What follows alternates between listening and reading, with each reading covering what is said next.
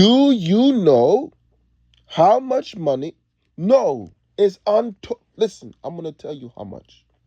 It's an untold, unfathomable amount of money. It's so much money. You might as well slap yourself upside the face when you recognize how much money they make for the country, and you working, you trying to get paid to dismantle the core of what makes America the most wealthiest nation on earth. That's what you doing. Then you want to pat yourself on the back when then the people of the literal country now are telling you no, and you're trying to silence them and stop them too. Do you know how much money they make for the country? That they have to now be on the road protesting instead of working and making money for the nation. Do you know how much money they make for the country? That you, instead of actually doing something that would be benefiting the country yourselves, are busy out on the motherfucking roads to be useful, harassing them for their peaceful protests against what you ought not to be constitutionally doing. And when I say constitution, I don't mean what people have wrote, because the reason why they wrote the constitution is to establish understandings for you all to have, so you can recognize these are things inherent to you that no one can take away. And I would think you should be educated enough to understand this, and you're not. Instead of bringing up some fucking words people wrote, they didn't write it to tell you this is how the game works.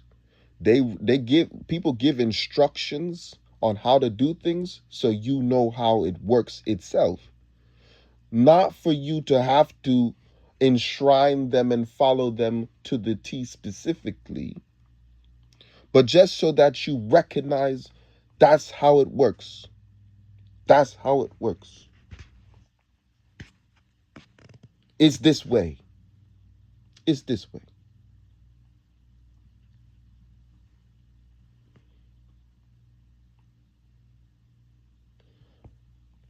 Y'all have lost your way. Y'all have lost your way. And America, not what you want it to be. Okay? Not the separated different factions and groups that you want it to be. Not the Republicans, not the Democrats, not this party, not that party, not this school or that school, not this team, not that team. Not this color or that color, not all this Kabbalic dualistic worldview that y'all keep looking at things through. But America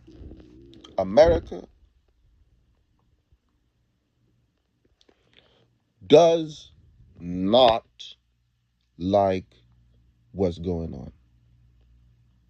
America don't like it.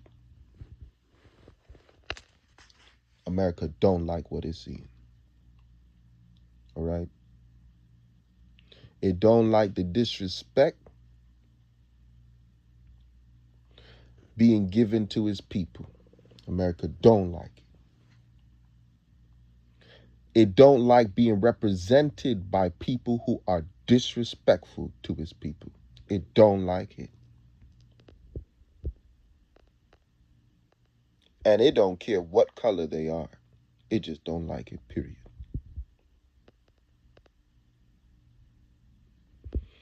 And I'm telling you, when I decided to make a party for myself, I already had a musician name as Dominions. well known for making video game music and all this kind of thing.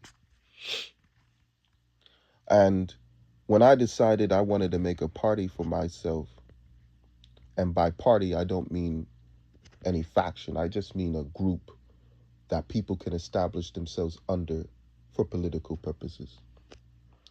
I don't mean I don't mean what y'all have established parties to be. I mean an actual political group for the sake, just that's what it's called, parties. Okay. When I decided to establish the Neon Party,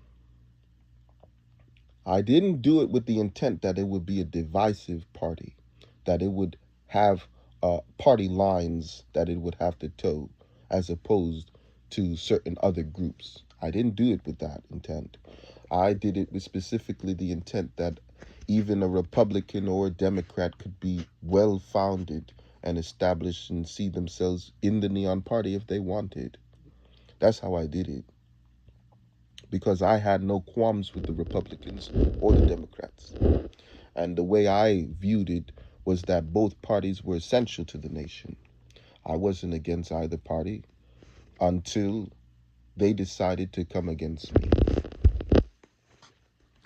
And I saw how they reacted to my policies. They wanted them for themselves, but they wouldn't say it outright. Instead, they worked to undermine what my party's policies represent and mean for the nation, so that whatever they wanted to do, they could get away with doing. Because for them, they don't care. They didn't care about people. They didn't care about the nation. They don't care about policy. They don't actually care about anything except for their bottom line. And whether or not these small people in these positions, will get to continue working, because this is all they know. This is what they've worked for their entire lives to get the opportunity to do. And I'm just saying like this to all of you in the nation, in the country. This is not why we do anything at all. Okay? And this is the danger of coveting. This is the danger of being so working and working and working upon this thing. You know, at the ending of that movie,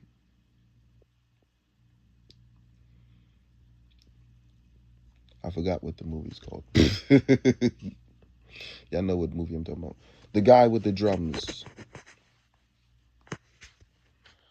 Like, what the fuck movie is that he's even talking about?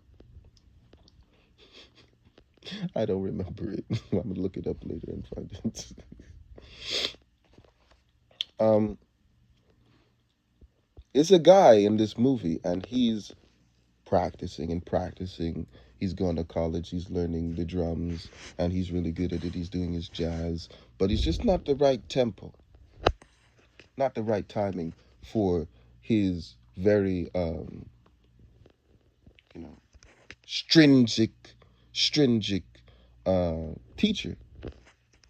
And he's like, well, that's not my thing. You know, you're not doing it right. And he's just so hard working to please this guy, and he wants to do a good job, and he's just working so hard to get the thing, do it the way he wants it, and even be better than even how he wants it. And he's going and going and going. He's doing, and he's getting sick. He's missing out on a lot of his life opportunities. He had to break up with his girlfriend. That's terrible. He gets into a car crash. He still goes to do his practice. He had to make it to practice. And he's playing the drum. And it's very difficult what he's trying to accomplish, um, to make this to make this sound the way he wanted it. But of course, it's not what people want nowadays. And so He's working to do something that is greater than what people may want, and he's working towards a greater ideal, and he sees that ideal as something that his teacher also aspires to, and he's coveting it. He's coveting this, and he's coveting it over the reality of why you're doing it, which is really to live life, isn't it? It's for life's sake. And now you're missing out on the whole thing, aren't you? You're missing out on the life you were meant to live, coveting the higher ideals you ought to be embodying, but having that issue to do it, having the issue of embodying it. And you're working and working and working and working out at the gym to make yourself the best body, but now you've injured yourselves, and now you have cancer because you're eating the wrong food. Now you're taking steroids. Now you're on drugs. Now you're dead. I don't think that was the point of going to the gym. I think many of you lost the point of why you go to the gym. It wasn't to be attractive. It wasn't to make yourself look better than others. You went to the gym because you wanted to be healthy, and you wanted to live your life to to the full to the full measure that you should have been able to, that you should have the ability to. Right? That's why you was going to the gym. What happened? What happened? Just that little bit off. Just that little bit. I could do one more rep. I can do a little better than that now. Which now we forget about how good we've ever done anymore. Because we could always do a little better, can't we? Beware of this coveted ideal. Because now it doesn't matter about making America great anymore, does it?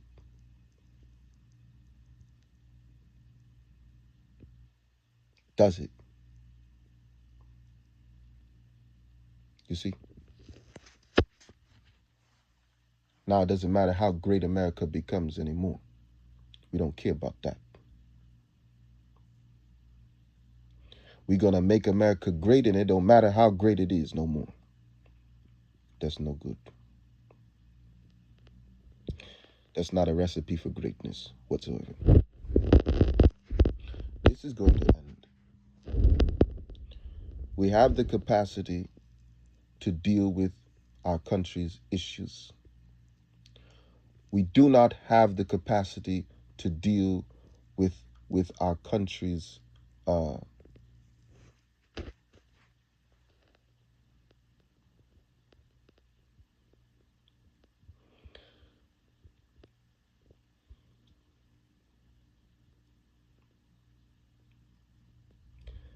made up issues,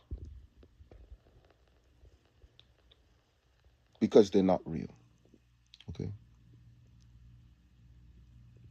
Those things that aren't real, we can't deal with. These coveted ideals, they are what's inherent in us. They are not things you can grasp at. They are just a way of looking at the horizon, always towards a better day out of the night. That's America. That's what America is.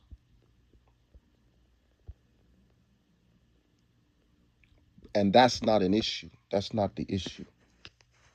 We can't deal with that issue. That's that progressiveness, that democratic nature of us, that peaceful protest, that immigration. That's not something we could deal with here.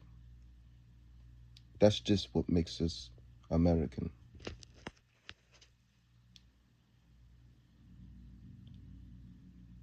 But the issues that we do have, that we can deal with, need to be dealt with, and they will be dealt with.